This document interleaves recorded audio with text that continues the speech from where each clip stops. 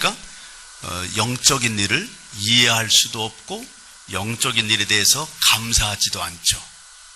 그래서 말씀에 대해서 막 감사하고 이 교회에 대해서 감사하고 이런 찬양이나 기도에 대해서 감사하는 정도를 보면 알 수 있습니다. 믿음이 얼마나 있는지. 건강하지 않은 사람들은요, 밥을 봐도요, 별로 생각해요.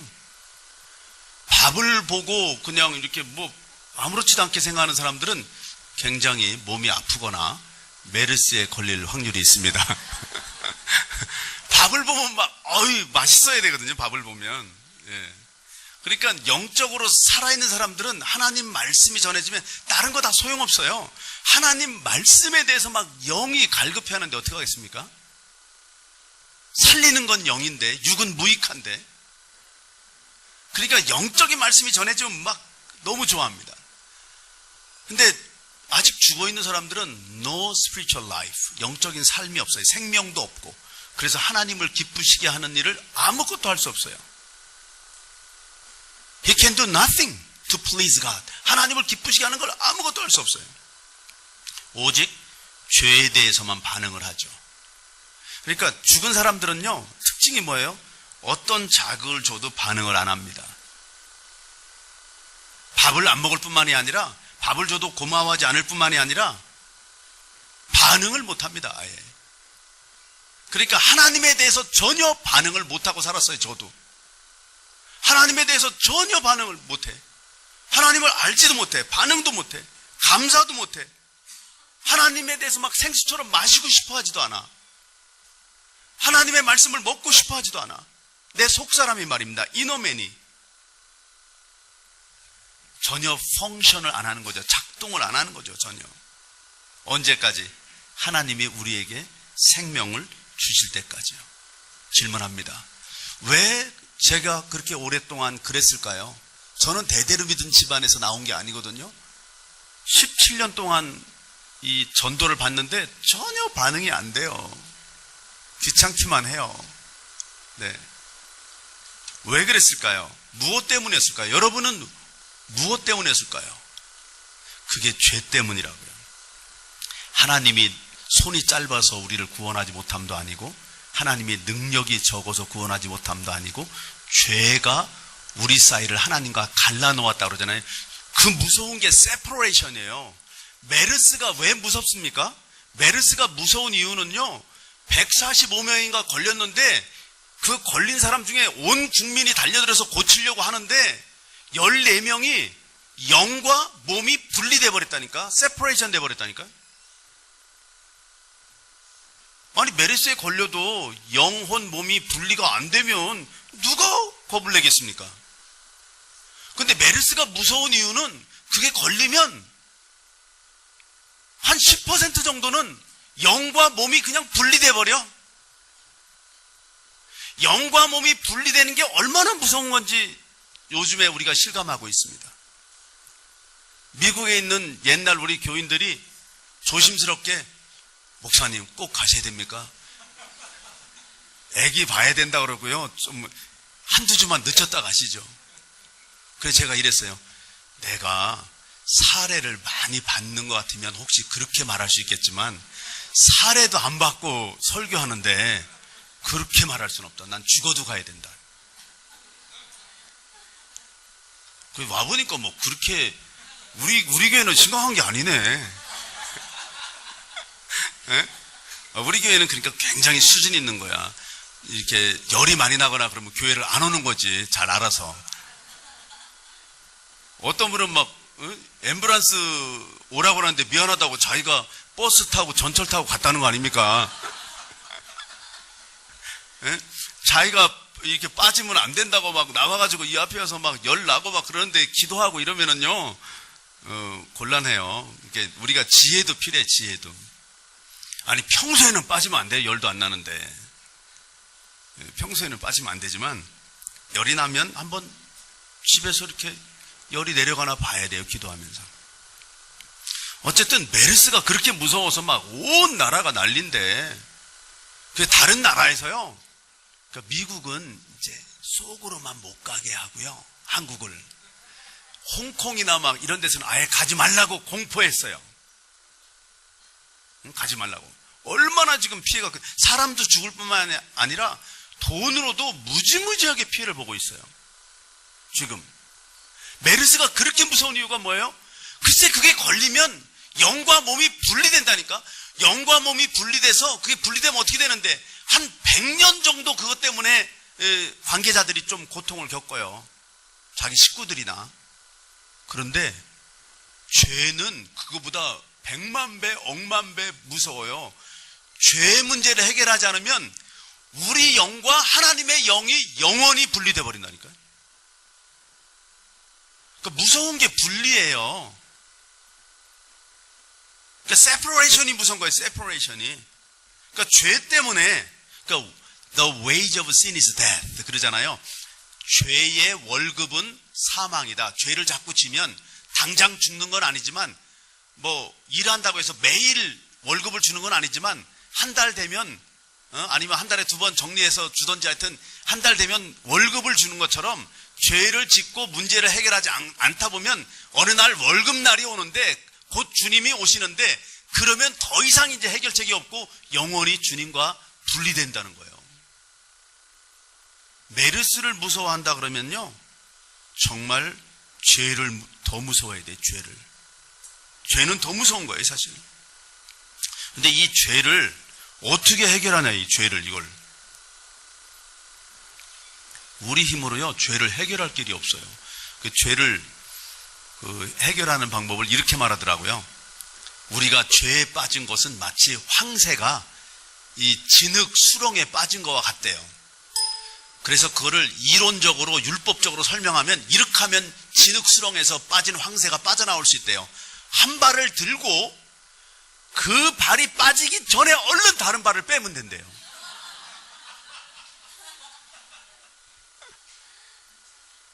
그게 그럴싸하지만 불가능하다니까요. 우리 인간이요, 율법을 다 지켜서 구원받는다는 건요, 그럴싸하지만 불가능하다고요. 그래서 캘빈은 그거를 total depravity, 전적 타락이라고 설명했어요. 우리 기독교 2000년 동안에 사도 바울 다음에 최고의 유명한 신학자가 있다면 성 어거스틴과 캘빈인데, 그 둘 다 결정적으로 얘기하는 게 뭐냐면, 인간은 전적으로 무능하다. 구원받는 데 있어서는 인간은 전적으로 타락했다. 그래서 자기 힘으로는 탈출할 수 없다는 거죠. 이게 하나님은 너무 재밌어요. 제가 어젯밤에 이제 미국에서 이게 한국을 오는데요, 가는 거는 조금 난데 오는 거는 1시간 반쯤 더 걸려요. 13시간쯤 걸려요. 13시간 동안 앉아있으려면요, 정말 이거 보통 문제가 아니거든요. 그래서 설교 준비도 하고, 설교 준비를 다 했는데도 시간이 남아. 아니, 이게 설교 준비는 끝도 없는 거지만 계속 할 수는 없잖아요. 그래서 이걸 어떡하나, 그래서 무슨 영화가 없나 봤더니, 내가 오늘 설교 제목이 엑소더스, 탈출인데요, 영화 제목이 탈출이 있더라고요. 엑소더스가 있어요. 그래서 이거 뭐냐 봤더니 모세 이야기예요, 모세. 그래서 다시 제가 좀 봤죠. 뭐 끝까지는 안 보고 그걸 하도 뭐 한 벌써 대여섯 번 봤기 때문에 다시 봤는데, 다시 보면서 생각이, 야, 정말 유대인들이 애굽에서 탈출하는 건 불가능했다. 그건 뭐 하나님의 도움 아니면 불가능했다. 그건 노예만 60만을 그냥 걷어내보낸다는 게 말이 되냐, 그거는. 그건 있을 수 없는 일이다. 어떤 나라가 그냥 무료로 쓰는 노예를 60만을 그냥 해방시켜 주겠냐.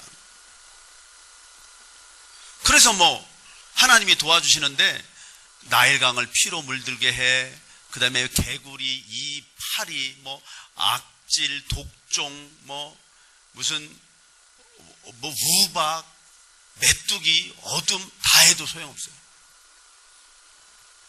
그 마지막에 어떻게 해요? 장자를 죽이잖아요, 장자를. 근데 그 장면까지 딱 보고 제가 이제 멈췄는데, 그 다음 장면이 뭐냐면, 그 모세가 와서 바로에게 뭐라고 말합니까? 영화니까 그렇게 얘기하는 거예요. 우리 이스라엘의 장자들은 죽지 않았어. 거기서 바로가 충격을 받고 너희들 빨리 가라고 그럽니다. 제발 꺼지라고, 제발 가라고. 너무 막 속 터져서. 근데 이스라엘의 장자들이 죽지 않은 이유는 이스라엘이 더 착해서가 아니라 아시다시피 양의 피를 문 임방과 설주에 발랐기 때문에 아닙니까? 그러니까 그 탈출은 하나님의 어린 양 예수 그리스도의 피 외에는 방법이 없었다는 거죠. 길이 없어요. 어떤 누구도 길이 없어요. 우리는 이 죄의 감옥에서, 이 사망의 감옥에서 빠져나올 수 있는 사람이 없어요. 근데 문제는 어떻게 하다가 우리가 이렇게 됐어요? 에덴 동산이 그렇게 좋았는데, 에덴 동산에 보면은 그냥 정확하게 말하자면 이브가 성경을 잘 못 외워서 그렇게 됐어요. 아니, 창세기 2장 17절에 보면 하나님이 뭐라고 말씀하셨어요? 한번 우리 좀 보여주실래요? 그 창세기 2장 17절. 예, 죄의 감옥에 대해서 지금 얘기하고 있는 건데, 창세기 2장 17절 한번 그 밑에 쪽에 있을 거예요. 예, 금방 지나갔어요. 같이 한번 봉독하십시다. 선악을 알게 하는 나무의 열매는 먹지 말라. 내가 먹는 날에는 반드시 죽으리라 그랬는데요, 사단이 와가지고, 사단이 이렇게 하잖아요. 항상 여러분 누구를 이간질 시키려면, 하나님과 분리시키려면 이렇게 말해요. 꼭 똑같은 얘기인데 어다르고 아다르다고, 이 동산에 있는 나무의 실과를 그렇게 먹지 말라고 했냐고 그러는 것처럼 하나님을 일단 나쁘신 분으로 전제해놓고 물어봐요. 그럴 때 아니라고, 하나님은 좋은 분이고 이거 다 먹어도 되는데 선악을 알게 하는 나무의 실과만 따먹지 말라고 했다고 그래야 되는데, 말이 자꾸 이렇게 꼬여서 끌려가요. 그러니까 뭐라고 말하는지 보세요. 3장 1절 말씀 한번 보시면, 창세기 3장 1절 같이 한번 봉독하십시다. 그런데 뱀은 여호와 하나님이 지으신 들짐승 중에 가장 간교하니라. 뱀이 여자에게 물어 이르되 하나님이 참으로 너희에게 동산 모든 나무의 열매를 먹지 말라 하시더냐? 모든이라는 말을 집어넣어가지고 하나님을 좀 나쁜 분처럼 그렇게 몰고 가죠. 그랬더니 그 다음 절 보면 뭐라고 그래요? 여자가 뱀에게 말하되 동산나무의 열매를 우리가 먹을 수 있으나, 그 다음에 3절에 동산 중앙에 있는 나무, 벌써 이제 잘못 외웠습니다. 어떤 나무죠 원래? 선악을 알게 하는 나무의 열매를 먹지 말라고 그랬거든요. 근데 자기 맘대로 동산 중앙에 있는 나무로 좀 이렇게 약간 희석시킵니다. 부드럽게. 이제 죄를 져야 되니까. 네? 이게 말을, 그러니까 성경을 대략 이게 자꾸 이렇게 깎아내려가면 곤란해요. 저도 잘 못 지키고 여러분도 잘 못 지키지만 성경을 깎으면 안 돼요. 성경은 있는 그대로 해야 되는데, 동산 중앙에 있는 나무라고 막 깎더니, 그 다음엔 또 먹지 말라고 그랬는데 먹지도 말고 만지지도 말라. 지가 너무 만지고 싶었나 봐요.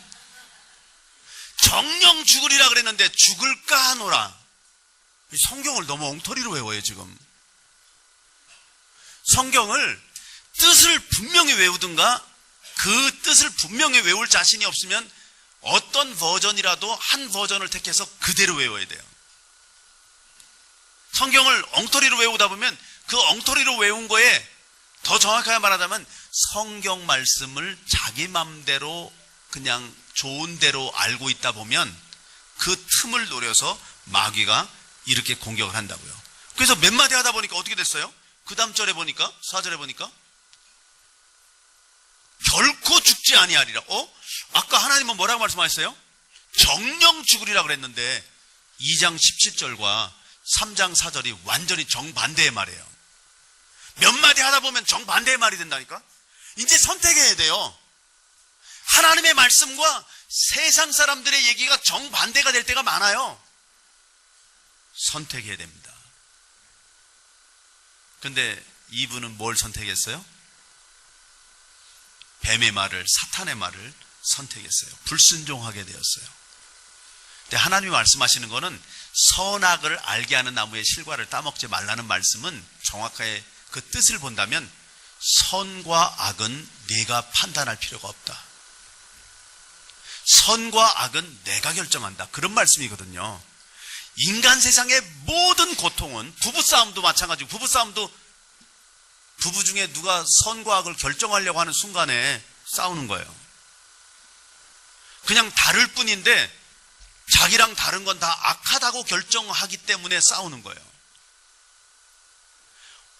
선한지 악한지는 누구만이 결정한다고요? 하나님만이 결정하신다고요. 인간이 결정하려고 하는 순간에, 그러니까 공산주의와 민주주의가 왜 싸워요? 서로 생각이 다르다는 건데 다른 상대방의 생각이 틀렸다는 거예요. 그럼 민주주의는 완전히 옳습니까? 저는 공산주의랑 같이 못 살아요. 그렇지만 민주주의라고 해서 완전히 옳은 것도 아니에요. 굳이 옳다면 신주주의가 있다면 옳겠지만 신주주의는 없고 민주주의가 신주주의에 그래도 가장 근접하고 있다는 것 뿐이지 민주주의는 퍼펙트하다고 얘기할 수 없어요. 근데 어쨌든 간에 생각이 다르면, 동물은요 배만 부르면은 상대방을 안 죽이는데 인간은요 배가 아무리 불러도요 상대방이 나랑 다른 생각을 한다고 죽여요. 그게 전쟁입니다. 전쟁은 다른 생각을 한다고 싸우고 그 다음에 밥을 더 뺏어 먹기 위해서 싸우고, 두 가지밖에 없어요. 말만 멋있게 하지. 네. 바다 갖고 싸우는 게 그 바다 속에 있는 그런 자원 갖겠다고 싸우는 거고요. 땅을 갖고 싸우는 게 다 그런 거고요. 그러니까 선과 악을 자기가 결정하려고 하는 데서부터 문제가 생겨요. 특히 그러니까 가정과 교회에서는 선악을 구별하는 걸 다 포기해야 돼요. 다른 데서는 몰라도 적어도 하나님이 직접 만드신 기관인 가정과 교회는 천국의 모형이거든요. 천국의 특징은 뭐냐면 선과 악은 하나님만 결정하신다는 거예요. 우리는 그냥 아픔을 얘기할 수 있고 필요를 이야기할 수 있어요. 도울 거 있으면 도울 수 있어요. 안 되면 안 된다고 얘기할 수 있어요. 예스, 노는 할 수 있어요. 그렇지만 이게 선이다, 이게 악이다는 하나님이 결정하십니다. 근데 인간은 그걸 하고 싶어가지고 자기가, 사단이, 그러니까 결국 그 얘기잖아요. 이게 제 해석이 아니라 그 다음 절을 보면 사탄이 그 얘기잖아요. 5절에 보면 네가 이 선악을 알게 하는 나무의 실과를 따먹으면 이 눈이 밝아져서 하나님과 같이 된다는 거야. 하나님과 같이 되는 게 뭔데? 선과 악을 지가 다 구별하는 거예요. 그래가지고 이브가 넘어간 거예요, 결국은. 그래서 어떻게 됐어요? 사망과 저주가 이 땅에 들어오게 됐죠. 그래서 인간은 계속해서 육적인 것과 자기 어떤 정욕적인 것을 따라서, 혼적인 것을 따라서 막 내려가게 돼요. 맞죠? 이런 거나 똑같아요. 이런 물건을 놓으면 이렇게 그냥 저절로 자꾸 떨어지죠. 이거 왜 그래요, 이거? Law of Gravity라고 해서 중력의 법칙이라고 그러잖아요. 그러면 쇳덩어리를 이렇게 하면요, 쇳덩어리를 이렇게 놓으면 더 떨어져요. 그 정도로, 이 우리 죄성은 계속해서 죄를 지려고, 우리 성격은 죄를 지려고 자꾸 내려가고 있다. 내버려두는 순간에 그냥 이렇게 자꾸 떨어져요. 근데 그런 사람 보고 자기 힘으로 율법을 다 지켜서 구원을 받아라. 그거는 요한복음 5장에 나오는 38년 된 병자가 일본으로 들어가면 병 낫는다는 거나 똑같아요. 그거 뭐 실제로 거기 물속에 들어가도 낫지도 않지만, 낫지도 않는다, 낫는다도 써있지도 않지만, 전 잘 모르지만 안 낫을 것 같아요.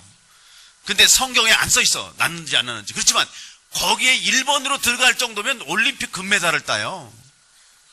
거기 막 수많은 병자들이 다 누워있는데 뭐 일본으로 들어갈 것 같으면 뭐할로 낫을 필요가 있어요? 네? 아니 거기서 일본으로 그 물이 동할 때 일본으로 들어갈 정도면 낫을 필요가 없는 사람이에요. 건강한 사람이에요. 그게 예수님이 그 이야기를 한 것이, 유대교가 율법을 지켜서 자기들이 구원받으려고 하는 그걸 빗대어서 비유로 말씀하신 거예요. 너희들이 율법을 지켜서 구원받는다고? 지킬 길이 있냐? 1등으로 들어가는 거나 똑같다, 그거. 근데 은혜로 그냥 38년 된 병자 구원해 주시지 않습니까? 그러니까 우리가 전혀 우리 힘으로는 어찌할 수 없는 존재들이에요. 그래서 죄 쪽으로 떨어져. 마치, 근데 이게 이 수건도 이렇게 떨어지는데 쇳덩어리면 얼마나 잘 떨어지겠어요? 비행기는요. 근데 그 큰 비행기가 쇳덩어리가 막 사람을 몇백 명 싣고, 그 휘발유도 막 그렇게 많이 싣고, 짐도 하나에 막 한 개, 두 개씩 막 그렇게 싣고, 그 엄청난 게 떠요. 신기하죠? 그게 그 베르누이의 정리에 의해서 부력이 더 세져서 뜬다는 거 아니에요. 근데 3만 피트에 떴을 때, 그리고 3만 피트 떠가지고 막 12시간을 날아가니까 나는 이만하면 됐다고 엔진을 끄면 어떻게 돼요? 돌아가셔요. 다 돌아가세요. 그러니까 우리가 목사가 돼도 소용없고요, 장로님이 돼도 소용없고요, 권사님이 돼도 소용없고요, 내가 이만하면 됐다고 엔진을 끄는 순간에 그냥 그건 떨어지는 거예요. 어떤 인간도요, 이게 우리는 완전히 타락한 인간이기 때문에 우리의 힘으로는 하나님의 율법을 다 지킬 길이 없어요. 선을 행할 힘이 없어요. 우리 힘으로는 우리를 구원할 수가 없어요. 그러니까 무슨 지옥을 보내는 게 아니에요. 내버려 두면 그냥 지옥길로 가고 있는 거예요. 지옥을 보내는 게 아니에요. 어떤 사람들은 그래요. 예수 믿으라면요, 하나님이 지옥을 만들어서 그렇게 사랑이 없는 분 같으면 자기 믿기 싫대요. 나 어떻게 설명하면 좋을지 모르겠어요. 그래서 내가 이렇게 말했어요. 아니, 일부러 지옥을 만드는 게 아니고 하나님 믿는 사람들을 언젠가 예수님 오시는 날 정리해서 하나님 믿는 영혼들만, 영혼은 안 죽으니까 몸하고 분리만 되지, 이제 영적인 몸을 입고 영원히 살기 때문에 어딘가 살아야 되는데, 하나님을 믿는 사람들만 모아놓은 곳이 천국인데 거기다가 하나님 안 믿는 사람을 하나 집어넣어서 섞어놓으면 온통 다시 골치 아프고 고통스럽기 때문에 할 수 없이 하나님 믿는 사람만 모아놓은 데가 천국이다.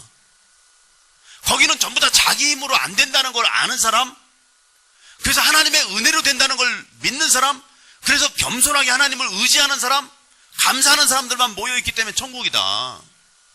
근데 하나님을 안 믿고 자기 힘으로 자기가 구원받을 수 있다고 생각하고 자기 힘으로 살겠다는 사람들을 분리해서 모아놨더니 온통 자기 잘난 척 해가지고 골치 아파서 못 사는데, 얼마나 머리가 아프고 영혼이 고통스러운지 그냥 불로 그냥 아주 소금에 튀듯이 그냥 불로 볶듯이 그렇게 고통스럽다. 거기는 일부러 고통을 안 줘도 그냥 스스로들 다 고통을 줘가지고 그렇게 고통스럽다. 거기는 물론 지옥이 있지만 지옥이란 장소가 그런 데라 이 말이에요.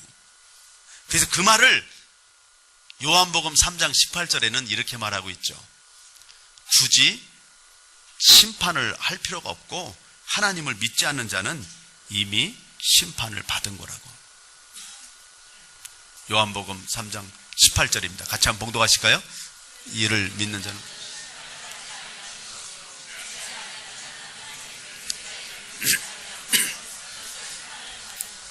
그렇습니다. 벌써 심판을 받은 겁니다. 앞으로 받을 거라는 게 아니고 영원히 벌써 행복하지 못하고요, 늘 불만이고요, 하나님을 믿으면 감사한데 은혜로 사는데 자기 힘으로 살기 때문에 늘 그렇게 불만이 많아요. 그래서 오늘 2장 8절에도 보면 이 구원은 너희에게서 난 게 아니라고 말하고 있습니다. 2장 8절 말씀 한번 같이 봉독합시다. 너희는 그 은혜에 의하여 믿음으로 말미암아 구원을 받았으니 이것은 너희에게서 난 것이 아니요 하나님의 선물이다. 네, 행위에서 난 것이 아니라고. 왜 그렇게 말을 했을까요? 왜 행위가 아니라고 가르쳤을까요? 성경은 그거는 행위가 중요하지 않다는 뜻이 아닙니다. 행위도 중요한데, 그러나 인간의 행위는 너무나 불완전해서 행위를 가지고 구원을 받는다면 첫 번째 구원받을 사람도 없고, 두 번째 어느 날 잘하는 날은 구원받은 것 같고 좀 못하는 날은 구원 안 받은 것 같고 불안하고, 더 심각한 문제는 자기가 더 행위를 잘하면 더 사랑을 받을 줄 알고 율법적으로 살게 되고 고통스럽게 살게 되고, 더 심각한 문제는 그리고 자기 행위로 구원받으면 자랑하는 사람들 많아가지고 천국이 자랑하는 사람들 모이기 시작하면 천국이 안 되니까 골치 아파서 안 된다. 그래서 행위로 구원받는 게 아니라, 그래서 9절 말씀도 이렇게 보면 행위에서 난 것이 아니니 이는 누구든지 자랑하지 못하게 함이라. 자랑이 이게 굉장히 문제네요. 보니까 그러니까 자랑하는 사람들이 많이 모이는 곳의 특징은, 그러니까 이 지옥의 특징을 자꾸 나타내는 거네요. 하나님 자랑만 해야지 자기 자랑하기 시작하고, 여러분도 그렇죠? 이유는 모르겠는데 누가 자랑하면 기분 나쁘죠? 예? 이유는 모르겠는데. 그렇잖아요. 목소리가 좋으면 다른 사람이 목소리 좋다고 그래야지 자기가 목소리 좋다고 그러는 건 좀 곤란하잖아요. 우리 교회도 목소리 좋은 분들이 보니까 많아요. 네. 하여튼 인간의 행위 그 자체는 아무리 존경스럽고 덕스러워도 우러러 보이는 사람이라 할지라도 완전한 하나님의 기준으로 보면 다 50보 100보라는 이야기입니다. 이런 재미있는 이야기가 있습니다. 캐나다의 어떤 시골 마을에 아주 악독한 깡패가 있었습니다. 형제가 살고 있었는데 어느 날 그 형되는 사람이 교통사고로 죽었습니다. 동생도 조폭이에요. 그래서 동생의 형 장례식을 치러야 되는데 그 동네에 있는 모든 성직자들이 장례를 치러주지 않겠다는 거예요. 미국이나 캐나다는 다른 것보다도 적어도 장례는 성직자가 집례를 해야 되거든요. 그러니까 다 안 하겠다는 거예요. 그래서 동생이 답답한 나머지 자기가 뭐 깡패로 조폭으로 벌은 돈이 많으니까 그 옛날에 만불을 걸었어요. 누구든지 우리 형 장례를 해주면 만불을 살해하겠습니다. 그 대신 한마디라도 우리 형이 성자였다고 얘기해 주시면 됩니다. 그러니까 뭐 누가 그걸 하겠어요? 아무도 안 하려고 그러니까 어떤 용기 있는 한 젊은 성직자가 제가 하겠다고. 그래서 사람들이 다 아니 이 성직자가 물정을 모르는 거 아니야? 이 형편없는 이 사람을 어떻게 성자라고 말을 하려고 그러나. 그래서 막 사람들이 다 구경 갔습니다. 어떻게 하는지. 이렇게 집례를 하는데 장례 집례를 이렇게 하는 거야. 여러분도 아시다시피 이 두 형제는 우리 마을에서 악명이 높은 조폭들입니다. 그러나 이 죽은 형은 이 살아있는 동생에 비하면 성자입니다.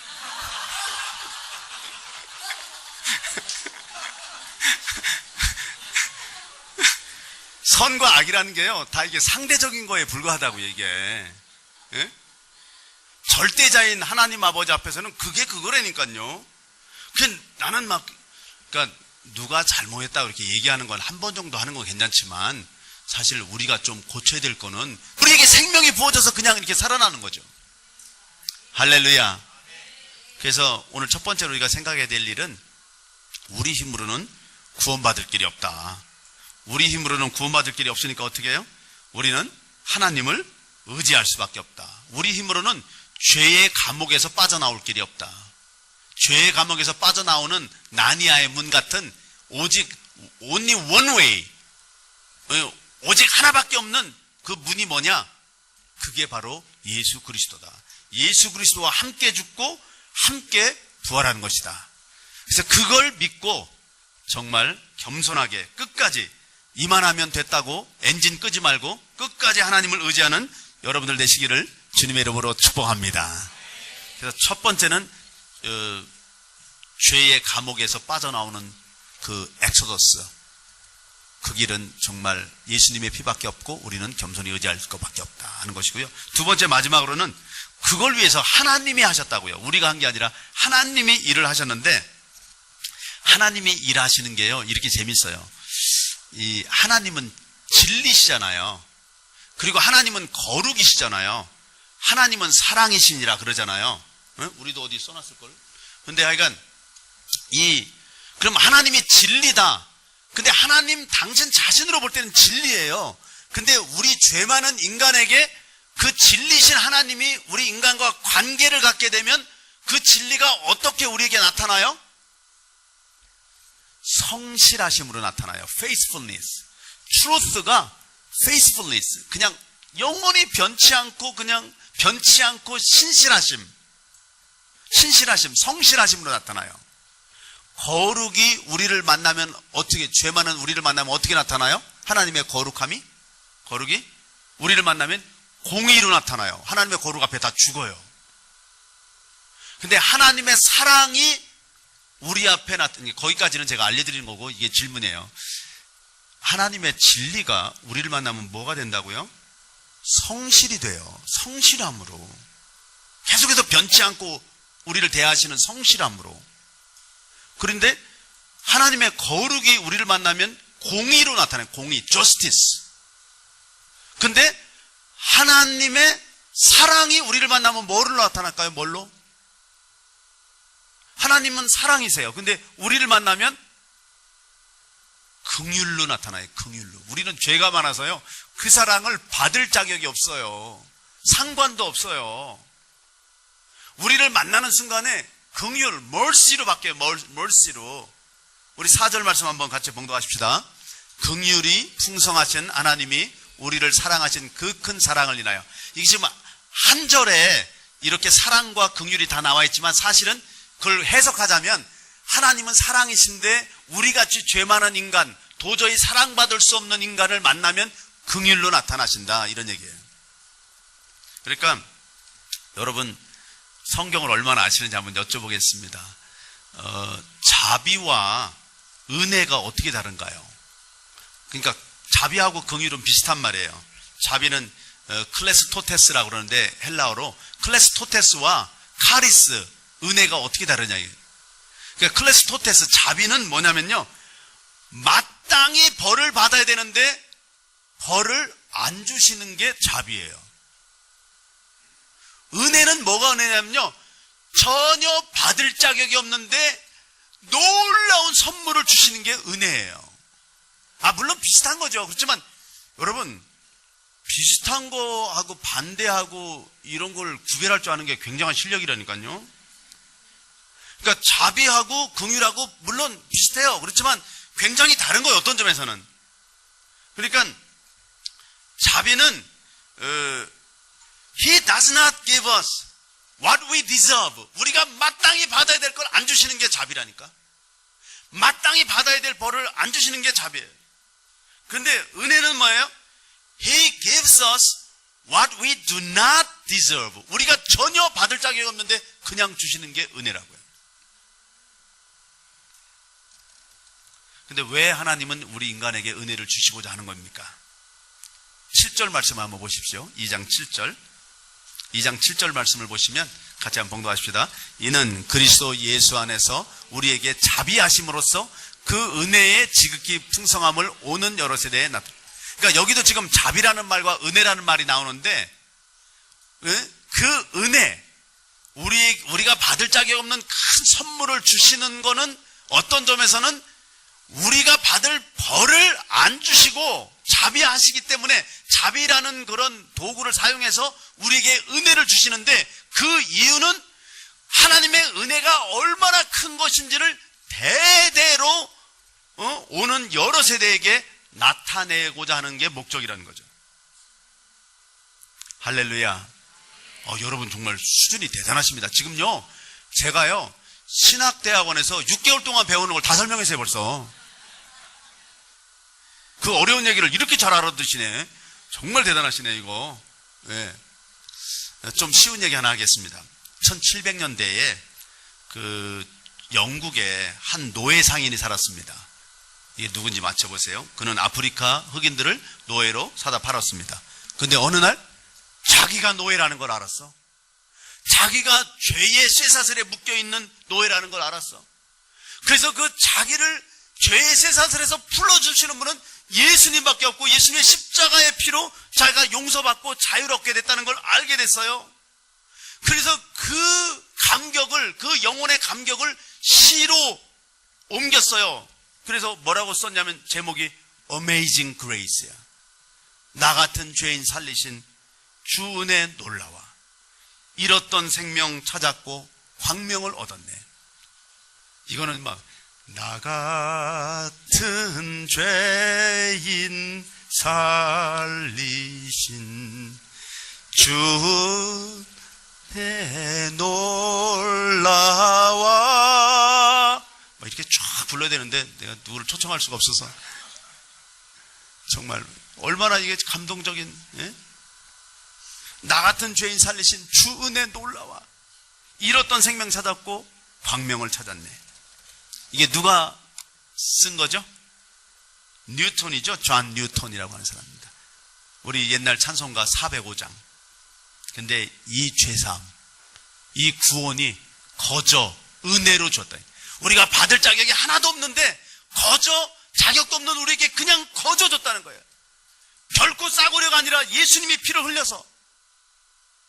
죄값을 치는 거는 우리 피를 흘려서, 예수님의 그 오염되지 않은 피를 흘려서 하나님의 공의를 만족시키고 예수님이 우리를 끌어안고 사심으로 말미암아 우리를 살려주셨다. 그 얘기가 바로 오늘 2장 5절입니다. 죽었던 우리를 살렸다는 거예요. 5절 말씀 보세요. 5절 He quickened us. 우리를 살리셨고, quickened라고 하는 단어를 쓰고 있죠. 영어로 보면 우리를 살리셨다. 이 얘기가 무슨 얘기냐면요, 우리 영이 죽어 있었다고요. 죽어 있는 몸뚱어리를 바늘로 찌르면 반응이 있어요, 없어요? 없어요. 죽어 있는 몸뚱어리를 바늘로 찔러도 우리 영이 죽어 있기 때문에 하나님이 와서 아무리 말씀을 하셔도 반응이 없었어요. 근데 우리 영이 어떻게 살아났다고요? 우리 영이 예수 그리스도의 부활하신 영이 우리의 몸을 뚫고 우리의 혼을 뚫고 우리 정신세계를 뚫고 영까지 들어와요. 근데 하나님의 영은 인격적인 분이라 강제로 들어오잖아요. 귀신은 강제로 들어오는데, 그래서 우리가 환영해야 들어온다고. 그래서 그 예수 그리스도의 영을 환영할 때 예수님의 영이 들어와서 우리 영이 살아나면서 그때부터 하나님이 보이고 하나님의 말씀이 들리고 하나님과 교제가 일어나고 예배가 드려지고 하나님의 말씀이 밥이 되고 하나님을 맛보아 알게 되는 놀라운 역사가 일어나게 될 줄로 믿습니다. 그래서 하나님이 이렇게 하셨어요. 그래서 그 하나님이 하실 때 예수님이 곧 말씀이 육신이 돼서 오신 분이잖아요. 그러니까 말씀이 곧 예수님이고 말씀이 곧 살아있는 영이에요. 예수 그리스도가 그러니까 고린도전서 15장 45절에 살려주는 영, life giving spirit이 됐다고 말하고 있거든요. 생명을 주는 영이 된 거예요. 근데 그 생명을 주는 영이 바로 원래 말씀이셨던 분이에요. 그래서 그 말씀이 성령의 조명을 받는 순간에 생명을 주는 영으로 바뀌는 거예요. 할렐루야. 그게 지금 첫째 시간과 첫째 강의와 둘째 강의를 합쳐서 지금 말씀드리고 있는 거죠. 그래서 말씀이 곧 영이라고요. 말씀이 곧 살려주는 영이라고요. 그러니까 성령 충만은 어떻게 받는 거냐면요, 말씀을 제대로 선포해서 말씀의 성령의 조명이 비춰주는 순간에 말씀이 생명으로 살아나서 우리 영에게 부어주면서 우리 영이 성령이 충만하게 되는 거예요. 그러면 생명이 충만하게 되고 능력이 임하게 되는 거예요. 기름 부으심이 임하게 되는 거죠. 여러분들이 정말 그렇게 하나님의 말씀으로 생명이 충만하고 기름 부음이 임해지기를 주님의 이름으로 축복합니다. 그렇게 하라고 하시는 이유가 뭐라고요? 에베소서 1장 6절 말씀 한번 보십시다. 에베소서 1장 6절. 에베소서 1장 6절 같이 한번 봉독하십니다.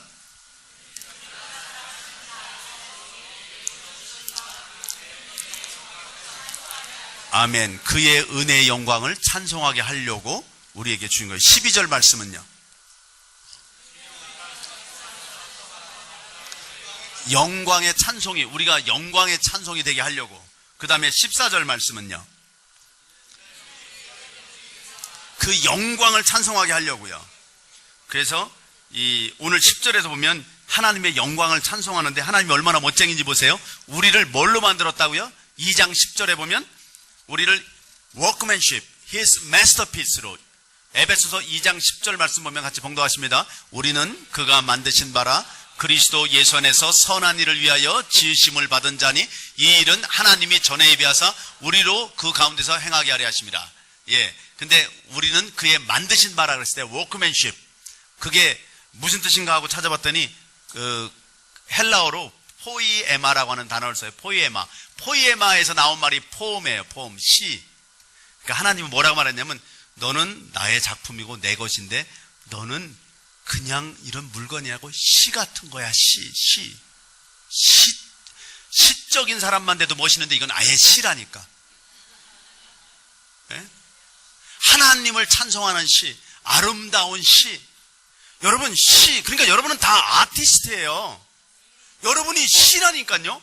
그러니까 여러분은 어떤 시를, 뭐 이렇게, 왜 시도 여러 가지 종류가 있잖아요. 목가적인 시가 있고, 뭐 이렇게, 이 시가 여러 가지 종류가 있잖아요. 여러분은 어떤 시냐는 거야. 저는 말씀을 선포하고 가르침으로 하나님께 영광을 돌리는 시예요.